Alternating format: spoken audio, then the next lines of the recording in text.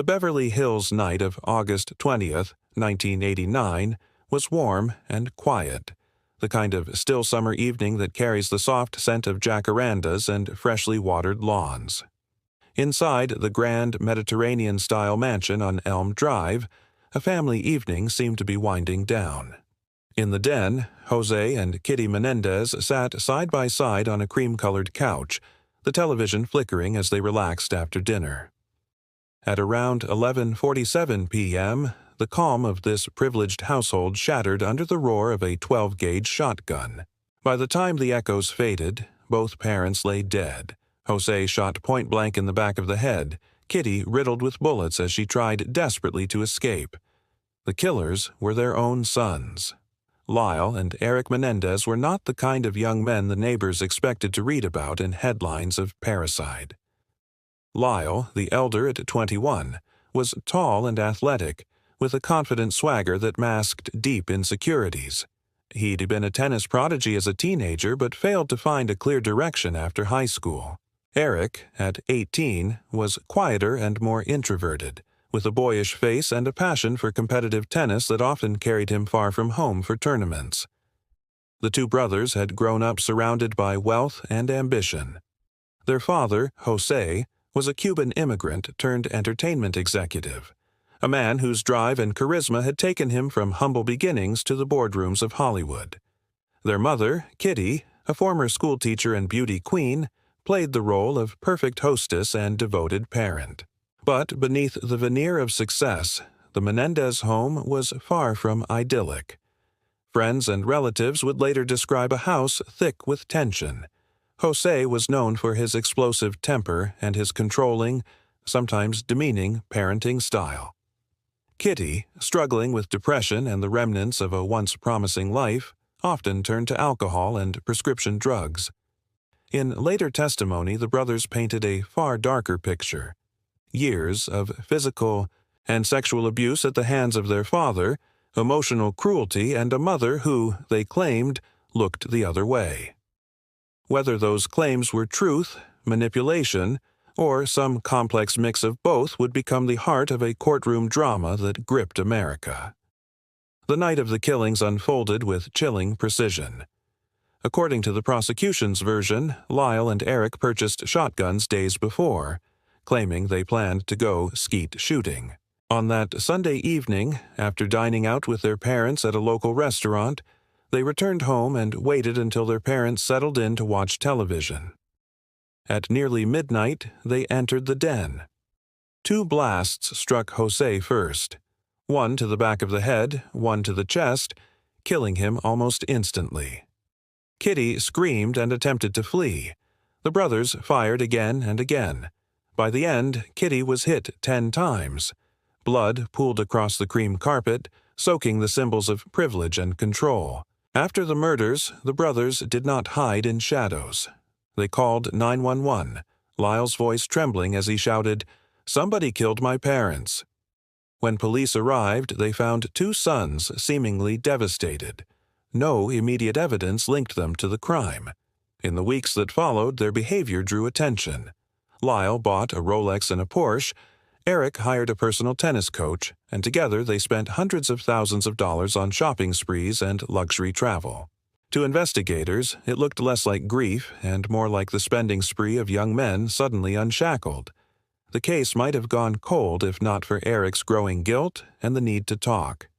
He confided in his psychotherapist, Dr. Jerome Oziel, describing the murders in detail. Oziel, alarmed, recorded the sessions. But the secret did not stay hidden. His mistress eventually revealed the tapes to police, setting off a chain of legal battles over doctor-patient privilege. When the tapes were finally admitted into evidence, the brothers' own voices sealed their fate. In March 1990, Lyle and Erik were arrested. Their trial, beginning in 1993, became one of the first to be televised gavel to gavel, turning the Menendez brothers into a national obsession. Courtroom audiences were riveted by the spectacle of two clean-cut young men describing a nightmare of parental abuse. Erik's trembling testimony detailed years of molestation and threats. Lyle spoke of a father who demanded obedience through fear and humiliation. They claimed the killings were not cold-blooded, but an act of desperation, a preemptive strike against parents who, they believed, were about to kill them.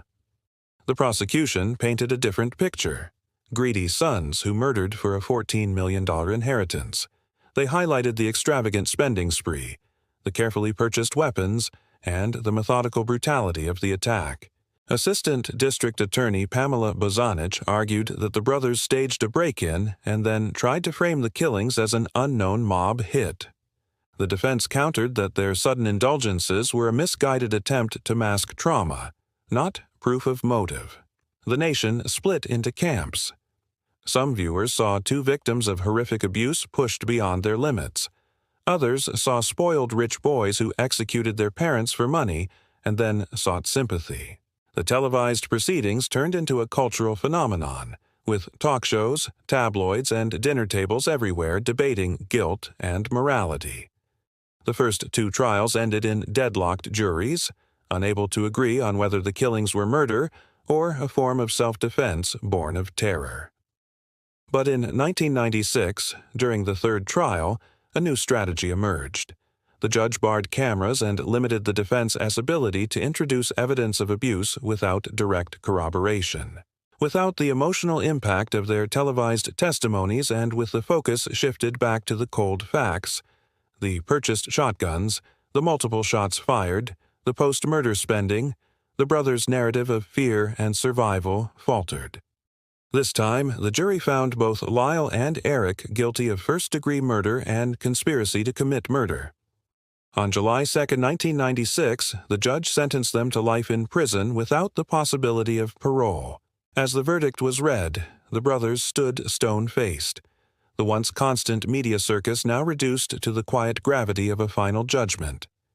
They were sent to separate prisons, later reunited decades later in 2018 after years apart.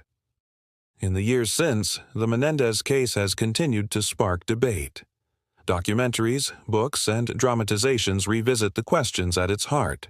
Were Lyle and Erik monstrous killers or deeply damaged children who struck back against an unbearable life? Some who study the case believe that both truths may coexist. The brothers themselves, now middle-aged men behind bars, maintain that they acted out of fear and desperation. Critics argue that their claims of abuse emerged only after their arrest and were a calculated attempt to avoid punishment. The mansion on Elm Drive has changed owners many times since that night, its walls painted, its rooms redesigned. But for those who know its history, the house remains a silent witness to the violence and secrets it once held. The Menendez killings endure not only because of their brutality, but because they force us to confront uncomfortable questions. How well can we ever know what happens behind the doors of a seemingly perfect home? And what darkness can grow in the shadows of privilege and power? The story of Lyle and Erik Menendez lingers a chilling reminder that wealth and beauty can mask the most unspeakable truths, and that even in the grandest of homes, the line between family and fatal enemy can be terrifyingly thin. If stories like this keep you hooked, hit subscribe for more.